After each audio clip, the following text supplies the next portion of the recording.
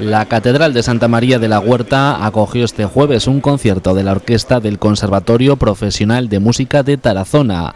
Más de 200 personas acudieron al templo para disfrutar del repertorio de piezas que interpretaron los alumnos, varias de ellas religiosas, como el Ave María de Giulio Caccini.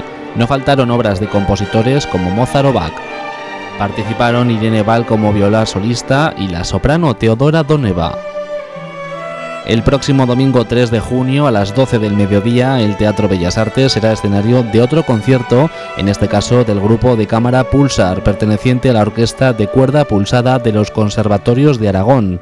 Además, el día 7 a las 8, también en el teatro, habrá una actuación de la banda del Conservatorio de Tarazona.